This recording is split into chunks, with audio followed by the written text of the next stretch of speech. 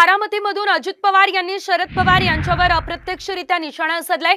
हौशे गौशे नवशे येतील मात्र भुलून जायचं नाही असं म्हणत अजित पवार यांनी शरद पवार यांना लक्ष्य केलंय। तर आपण शब्दाचे पक्के आहोत आणि दादा का वादा पक्का असतो असंही अजित पवार म्हणाले।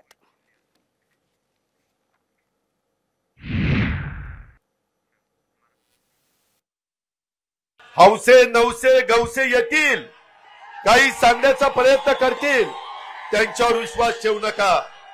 हा अजितदादा शब्दाचा पक्का आहे, त्यामध्ये कुठं बदलणार नाही, ही पण गोष्ट आपण लक्षात ठेवा।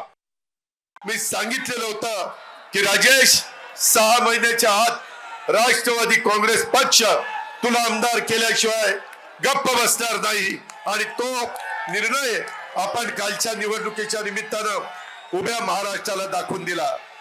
आपण शब्दाचे पक्के आहोत, जो आपला वादा असतो तो वादा आपला पक्का असतो, हे महाराष्ट्राला माहिती आहे।